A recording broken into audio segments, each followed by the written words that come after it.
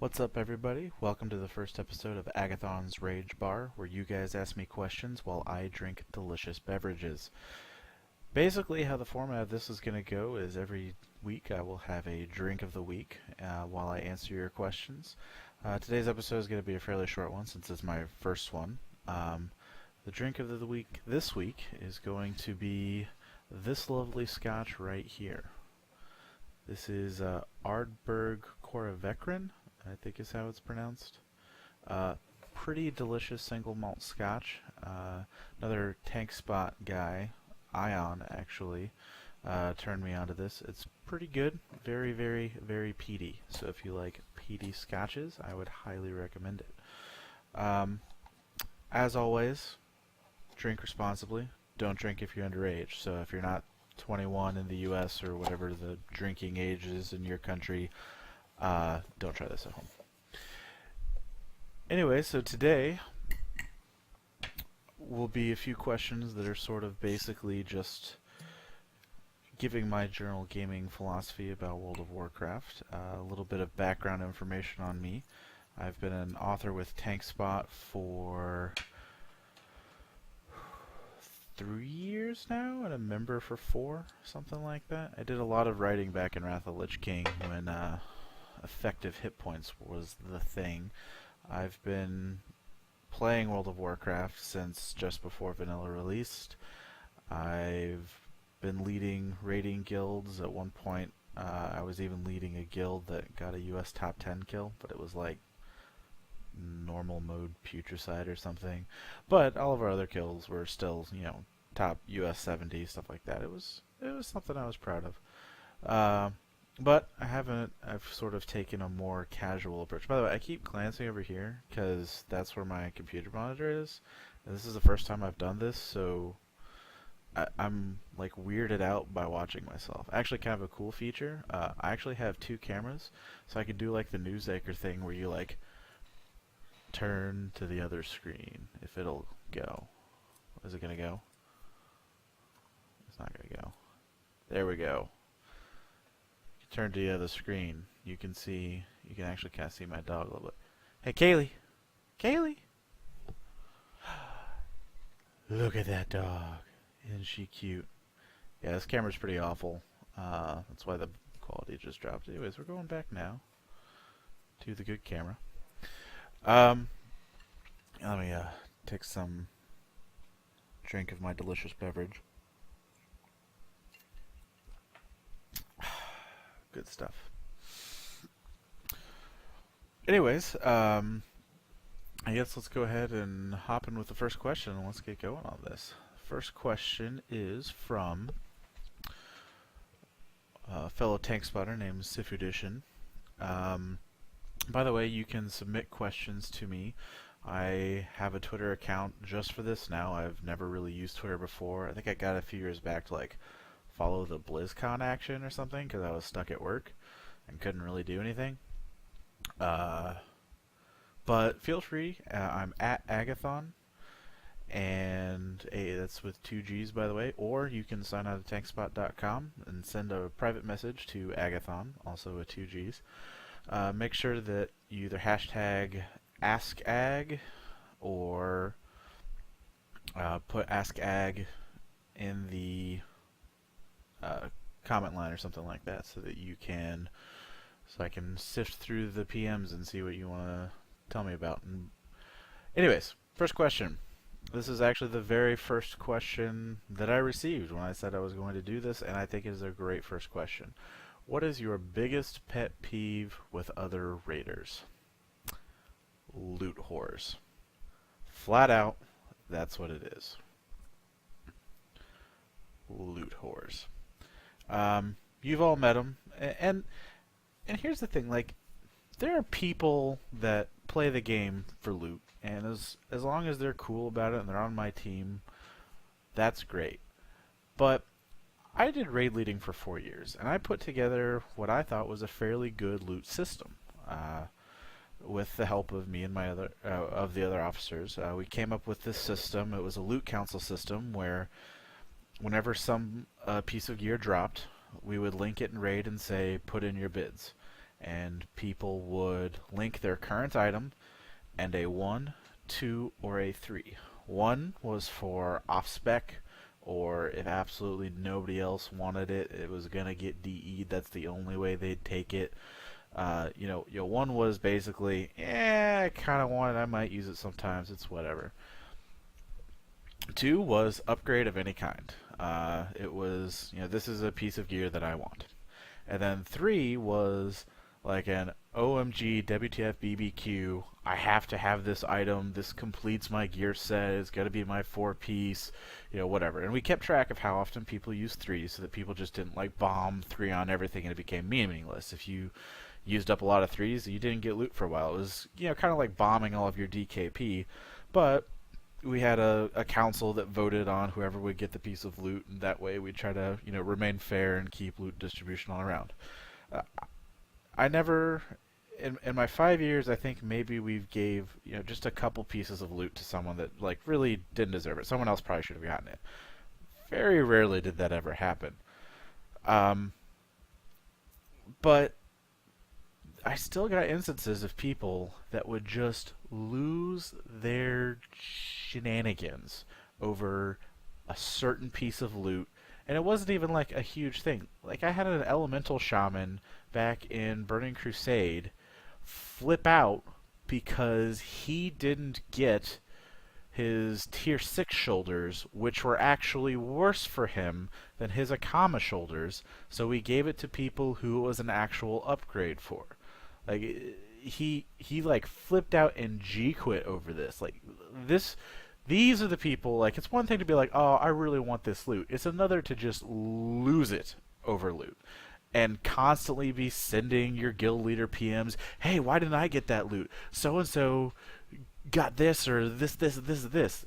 Look, things like this have been considered. I'm just ranting now, but really, that is my biggest pet peeve. I'm of the rating philosophy that I get gear to kill bosses. I don't kill bosses to get gear. So, to me, gear is just a better way for me and my fellow raiders to make sure that those bosses die. If I don't get it, if it goes to good use, then okay. I might be kind of bummed that I didn't get a really cool piece of loot or something, but for the most part, I don't really care about the loot. As long as the raid is getting better, and so when other people just go crazy about loot, anyways, makes me angry. So anyways, we're going to move on to the next question now. This is actually also from Sifudition, because he had 2 really good questions. Second question is, what are a raider's best resources? Tank spot as a given. Tee-hee. But what other sites and resources do you use? This can be in-game like critical add-ons or supplemental like SimC. So, he gives us some pretty good starting points here. I would say the most critical, I think you do need some sort of way to gauge your performance. So a good place to start is the theory crafting point of view, so going to sites like TankSpot or Simulation Craft or Noxic. Am I allowed to say Noxic if this is a TankSpot thing? Anyways, don't go to Noxic, come to TankSpot. But, using some sort of site that helps you, with your character, gives you a guide of basically how to start playing it, how to get better, basic rotation things. Those are all very, very important. However, for me, the biggest tools I use are things where I can measure my performance both real time and after the fact.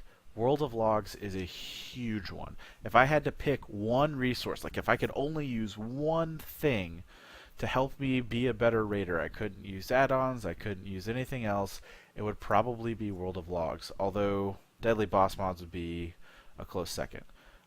There's a lot of cool add-ons out there that show flashy things and stuff. I admit especially after raid leading for so long, I have a tendency sometimes to kind of tunnel on my raid frames, and or watch what other people do, or if I'm really into my rotation, I admit every now and then I've tunnel visioned on my rotation. So having add-ons that will flash on my screen and warn me when I'm doing something stupid, those have helped me a lot. Really helps out with raid awareness. but really the only way to make sure that you're constantly getting better is through some sort of analysis tool like, Recount, SCADA, World of Logs, especially ways you wiped. Like if you die, and right now there's actually a thread on this on TechSpot about, how can I tell the root cause of a raid wipe? Well, using tools like this, going back and looking at the death log, seeing what people died to, seeing if they were taking healing or weren't taking healing, what the other healers were doing at the time. And I don't mean to say like it's always a healer's fault. If someone's standing in fire, it's their own dang fault. Just because you didn't heal them through, it doesn't mean it's the healer's fault. It's the person's fault for standing in fire. But anyways, these are probably the most valuable tools. I'll go ahead and, with that terrible segue, move on to the next question.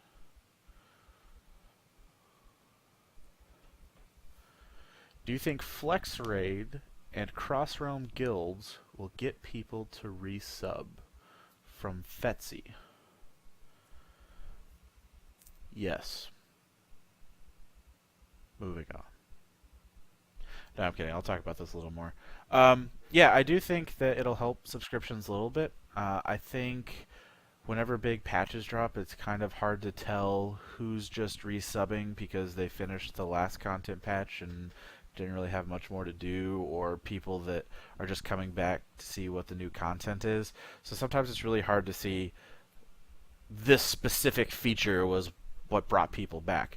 But there is an interesting graph I found. Let me see if I can put this back up. Anyways, this is sort of a graph you can see of subscriber levels. You can see it kept rising during Vanilla, the Burning Crusade, then it probably reached. I'll give Blizzard the benefit of the doubt and say it reached market saturation around the time of Wrath of the Lich King and Cataclysm. And then after that, it just kind of went down. Then it bumped back up for Mists of Pandaria. That was cool. And then it went, and now it's back down again. It's hard to tell. I don't think flex rating is going to be something that's just going to bring all these back up. But it bears the question: why do we need to bring people back? What is this curve for? And Blizzard has stated a lot of reasons. They've said, look, it's an old game. It's atrophying. We always lose subscribers, is what Ghostcrawler said. You always lose subscribers. The way to make up those numbers is to get more subscribers back that you lose, and a lot of that makes perfect sense. It's a 9-year-old game. You can make the argument that, well, if you haven't picked up WoW yet, you're probably not gonna, and that may be true. But I think it is important to look at what made WoW successful in the first place, and I'm going to take this opportunity to kind of rant a little bit. There's a feature on TechSpot called the Shout Box, and a whole bunch of us hang out there sometimes and talk about things such as this. And one of the things is that we feel like Blizzard has inadvertently, definitely not purposefully, but inadvertently been hurting growth of community in World of Warcraft with features such as looking for dungeon and looking for raid. And these have been very high quality of life increases for the individual.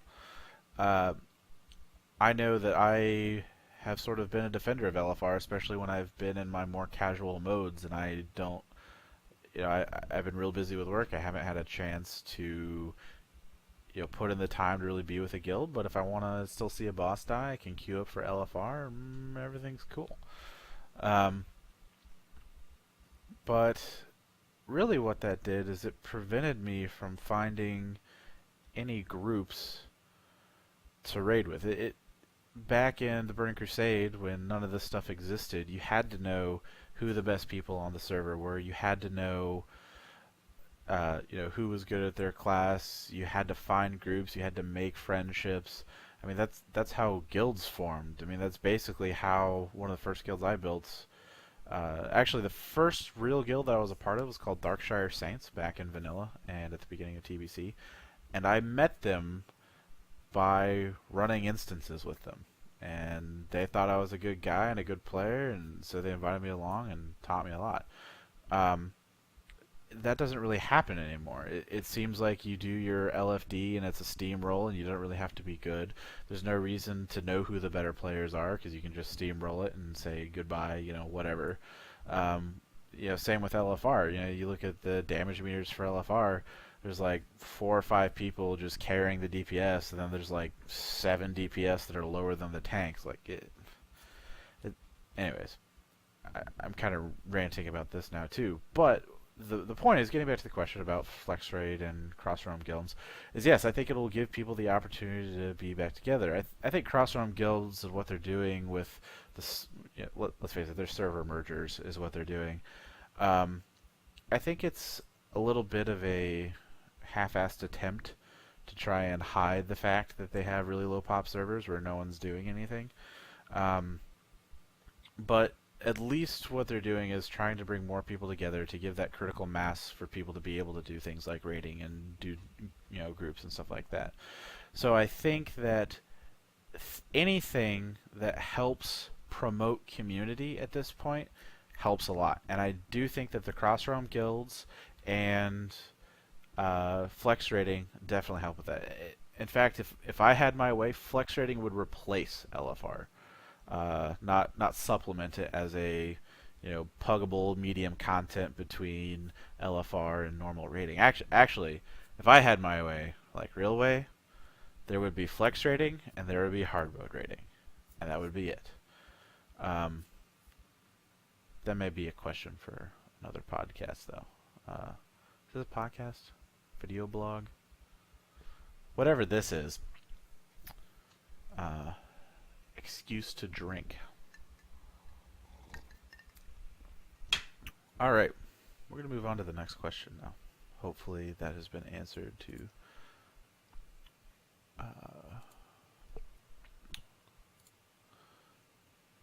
Fetsy's satisfaction. The last question. What was your most exciting boss victory during your raiding career? From Horatio. For those of you that don't know, I don't know Horatio that well, but he is actually one of the founding members of TankSpot. He helped make it happen back in the day. His wife, Penlo, was like the senior mod for a long time or something like that. I don't really know. But he's a good guy. I've been hanging around the dorm forums a lot. Thank him for this question because it's a fantastic question, especially for a first go at this. Now, there's a lot of, let's look at this question one more time. Look at this. What was your most exciting boss victory during your raiding career? It's not what the best boss fight was. What was the most exciting boss victory? And there were a lot. The top 3 are usually all in the Burning Crusade. Now there have been some other really, really exciting boss kills that I've had. I remember when we did Heroic Memoron. When we killed that, it was me, and the only reason I was alive was because I popped a soulstone like right at the end, and 2 paladins that were bubbled. That was all that was alive at the end of that fight. It was a crazy fight, and it was a long fight, and it was a hard fight, demanded precision. It was fantastic, and that was just a gratifying kill, especially when it's that close, like right at the buzzer. You think the boss is gonna reset, and they're gonna all go back to half health, and then that last deep wounds tick, and then boom, achievements everywhere, and everyone's happy. Like those are really awesome. But I don't think that really breaks the top 3. Another one probably would have been Heroic Rag in Firelands, except I'll admit I kind of cheated. It only took me 20 attempts because I did it with a guild that had killed it once before. Granted, it was only once before, but and I pulled my weight, but I didn't die. I did fairly well with the mechanics, but it would have been a much more meaningful fight had I done the whole thing with that guild and done the whole slew of progression with them. Heroic Noob 25 was another one that saw him there. This is from Wrath of the Lich King.